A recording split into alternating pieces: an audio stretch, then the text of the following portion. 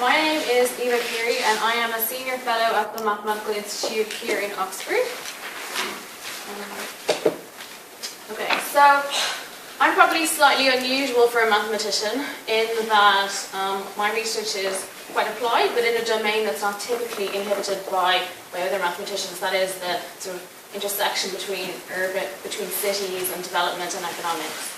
And this represents really an opportunity for both mathematics and data science for a couple of important and relatively new reasons. So of course we're all familiar that there has been a huge amount of rural to urban migration within that past couple of decades, and this is a continuing phenomenon. But there are many challenges associated with the growth of cities, not least how to optimally spatially organise cities, how to adapt cities to growing populations, how to think about what are the needs of different actors within a city, from sort of firms and industries to health services and other things like that. So why is now the time for mathematics and data science to kind of move into urban research? Well, it's really because within the past couple of years, maybe a decade or so, some really very detailed sources of data have emerged, have become available to us, that enable us to examine the dynamics and the processes and the activities of urban dwellers, often almost in real time. And so these new data sets and this sort of has forged a really interesting and exciting collaboration between different disciplines, ranging from data science and mathematics, but also the social sciences, geography, economics, development are a couple of disciplines that I regularly interact with.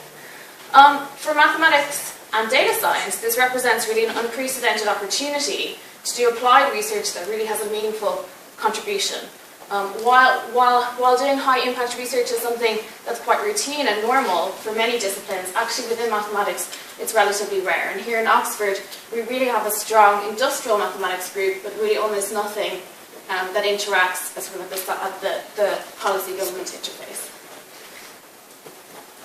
Okay, so what is an intelligent city? So when I think about this question, I'm going to borrow some phrases from Michael Keith, and I'm going to think of an intelligent city as a city that can see itself, can know itself. A city that kind of knows, in a sense, what it does, who it is, who lives there, what they do, what is the current state of things. And I think that there's been obviously a huge sort of growth of smart cities. So we have sort of sensors and all sorts of data collection opportunities within cities today.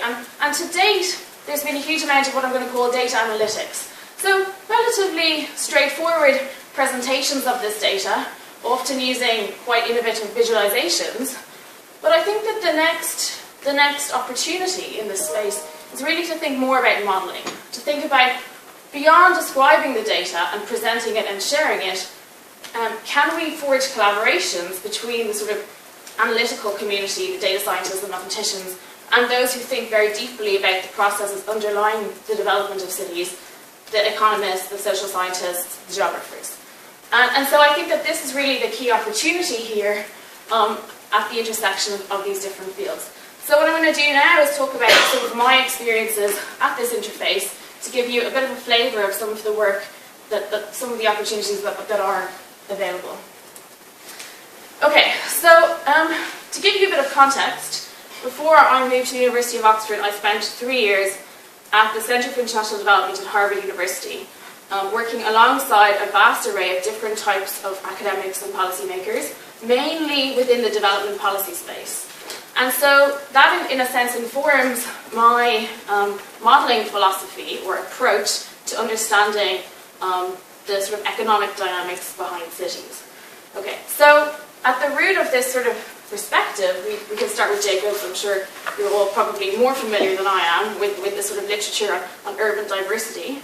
And so we have observed that actually, beyond a sort of general diversity present in cities, if we're interested in thinking about economic development and economic diversification processes, what is really relevant is actually the different types of skills that are present in cities. What we observe, and what I'm going to talk about, is that we find that in larger cities that are, in a sense, they hold a greater diversity of skills, those cities tend to have higher levels of economic growth and diversify more quickly into new economic sectors. And so we see across a range of cities, we see that actually there's greater differences between sort of levels of formal employment within countries across cities than there are actually across countries, which is the sort of standard way of thinking about levels of formal employment. And as I mentioned, we see variation across cities within a range of countries. We see that in larger cities, they tend to have higher levels of formal employment. And this is sort of a result, we've shown in our work, of this sort of process by which larger cities foster a greater number of different complementary skills, and this enables firms to operate in more complex economic activities, therefore sort of driving this process of formal employment. Okay, so I'm going to skip a little bit over the modelling background, but I'm going to just I'm going to give you just a bit of a sense that this work builds on what I'm going to call the economic complexity framework, which sees the role of sort of embedded knowledge in an economy as the kind of constraining factor or the determinant of its possibilities to move into new and different sectors. And so it's this recombinatoric process of skill combination that's at the very root of economic development. And so we can actually model this process using a network of industries, and where a city, so the industries that a city has in this network, constrains its sort of path-dependent growth process. And so what we can do is we can use this philosophy, this modelling sort of framework, to build policy-relevant tools to share with policymakers, which enable them to both see the embedded knowledge and skill diversity in their economies, but also model what are the potential future growth paths. And so, working alongside Bancoldex, which is the state development bank in Colombia, we've developed sort of an online data observatory for Colombian policymakers. Colombia is very interesting because although it's undergoing a sort of significant period of growth, it is facing significant challenges associated with a sort of normalization after a period of conflict. And also Colombia has some very, very detailed, high-quality data on employment, which is something that's very important for our modelling exercises. So we developed an online tool called Atlas Colombia, where urban policymakers can basically explore the industrial and export composition of their economies, but also use our modelling tools in order to try and understand what are the types of new economic activities that they could move into in the future. And so, if we look at Medellin, obviously, as I'm sure many of you are familiar with, a very much a success, an urban success story in Colombia. If you go to the website, you can very quickly see, okay, what is the composition of Medellin's exports? Exports being particularly important because they represent, in a sense, the sort of internationally competitive sectors that Medellin is operational in. But we don't want to just see the breakdown. We actually want to use the website in order to gain some insights into what are the strategic sectors that Medellin could diversify into in the future. And so that's where our sort of modelling background comes in, and we can look at the sectors that Colombia is operational in the network, and we can actually build some network metrics and some sort of modelling frameworks in order to try to understand what would be a strategic opportunity for Medellin in the future. And as I'm sure you can imagine, this is also a useful tool in order to understand things around resilience and vulnerability to things like automation as well.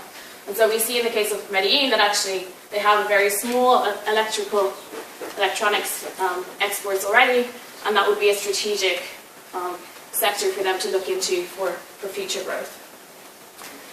Okay, so just to wrap up,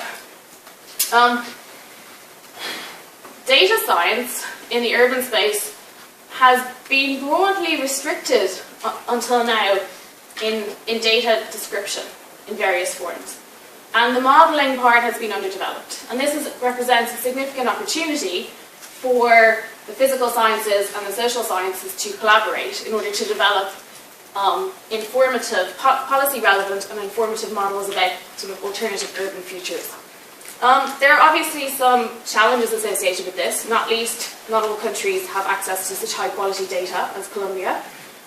It's also important in modelling that the assumptions are clear to policymakers.